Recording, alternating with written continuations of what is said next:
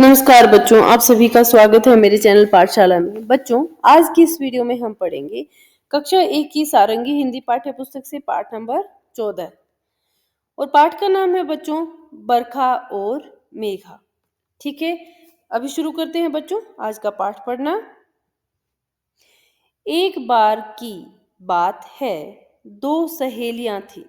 एक बार की बात है, दो सहेलियां थी, एक मुर्गी और एक बतख। यहाँ इस चित्र में देखो, ये क्या है? एक मुर्गी है और ये क्या है? ये एक बतख है। ये दोनों क्या थी? ये दोनों सहेलियां थी। ठीक है, अब आगे है, मुर्गी का नाम था मेघा और मुर्गी का क्या नाम था बच्चों? मेघा।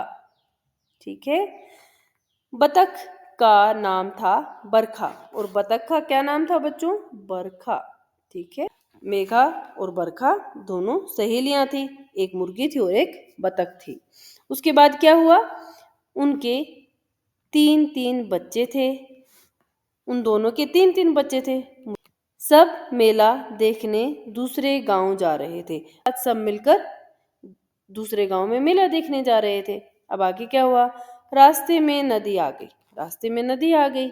मेघा ने कहा, हम नदी कैसे पार करेंगे? अब यहाँ पर मेघा देखो क्या कह रही है वो बतख को? वो कह रही है कि हम नदी कैसे पार करेंगे? वो कहती है हम तो डूब जाएंगे। साथ ही साथ वो ये भी कहती है कि हम तो डूब जाएंगे। अब बरखा ने क्या कहा? बरखा ने कहा, हम सब तैरकर नदी पार कर लेंगे। अब बरखा ने उसको क्या कहा? उसने कहा कि हम तैरकर नदी पार कर लेंगे। अब मेघा को लग रहा है कि हम नदी कैसे पार करेंगे। अब मेघा ने पूछा, वो कैसे? अब मेघा ने उससे यही पूछा कि हम कैसे करेंगे नदी पार। अब आगे देखो बच्चों, कैसे नदी पार की उन लोगों ने। यहाँ पर सब हैं, मेले में जाने की तैयारी में है, पर आगे नदी आ गई है।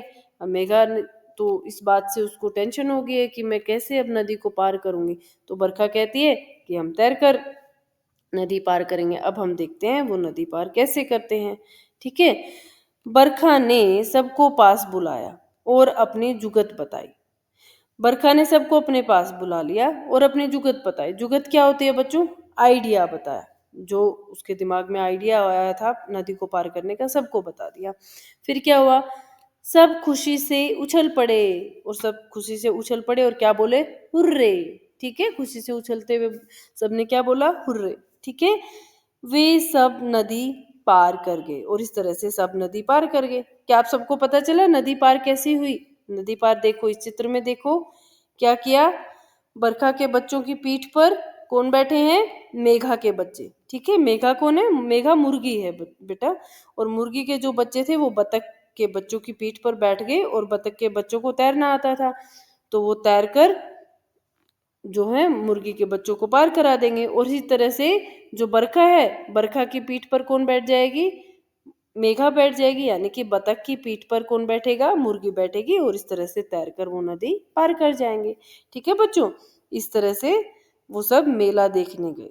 अब आगे है बच्चों बातचीत के लिए। इस सेक्शन में आपको क्या करना है? आपको कुछ प्रश्नों के उत्तर देने हैं। पहला जो प्रश्न है वो है, मेघा और बरखा ने बच्चों के साथ नदी कैसे पार की? अभी अभी आप सबने पाठ पढ़ा है तो आप सबको पता होगा कि मेघा और बरखा के बच्चों ने नदी कैसे पार की थी। मैं इसका उत्तर लिखवा देती हूँ बेटा। ठीक है, इसका उत्तर है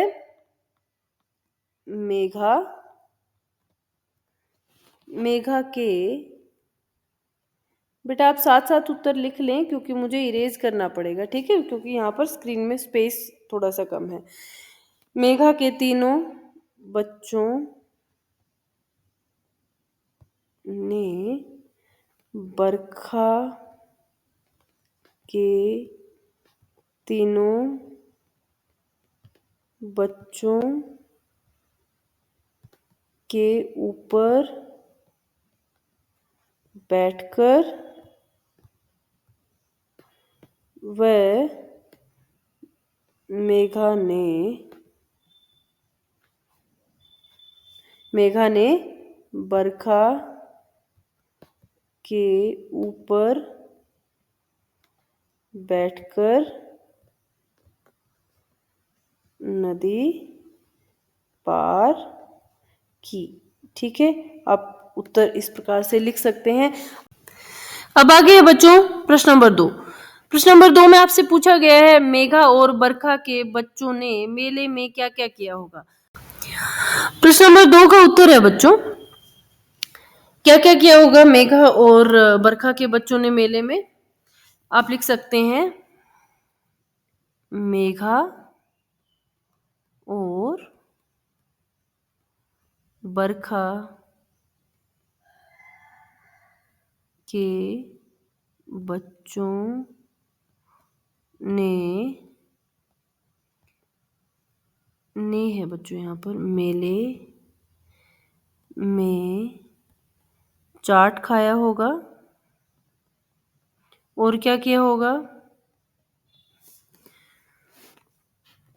और गुब्बारे व खिलौने खरीदे होंगे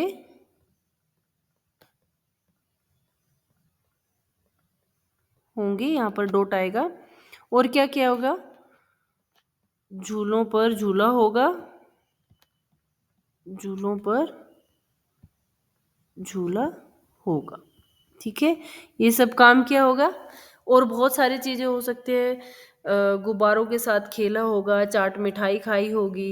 ठीक है, इस तरह से आप इसका उत्तर दे सकते हैं बच्चों। ठीक है, अब आगे है बच्चों प्रश्न नंबर 3। प्रश्न नंबर 3 में जो आपसे पूछा गया है वो है मेले से घर लौटते समय मेघा और बरखा के बच्चे आपस में क्या बातें कर रहे होंगे। आप सोचिए मेघा और बरखा के बच्चे क्या बातें कर रहे होंगे, मेले में बिताए समय के बारे में बातें कर रहे होंगे। तो इसका उत्तर होगा मेले में बिताए समय के बारे में, समय के बारे में कि उन्होंने किस प्रकार से मेले में आनंद पूर्वक समय बिताया होगा। ठीक है, आप इस प्रकार से इसका उत्तर लिख सकते हैं। ठीक है बच्चों, अब आगे है प्रश्न नंबर 4। प्रश्न नंबर 4 में आपसे पूछा गया है मेला आपके घर से कितनी दूर लगता है, आप वहां कैसे पहुंचते हैं। आपको बताना है कि मेला आपके घर से कितनी दूर लगता है और आप कैसे पहुंचते हैं। हो सकता है किसी बच्चे के घर के पास मेला लगता हो, वो पैदल ही चला जाता हो सकता है किसी बच्चे के घर से काफी दूर मेला लगता हो, वो गाड़ी से जाता है या फिर स्कूटी से जा सकता है या फिर वो किसी बाइक पर जा सकता है, बस से जा सकता है। हो सकता है बहुत ज्यादा दूर हो तो वो रेल से जा सकता है।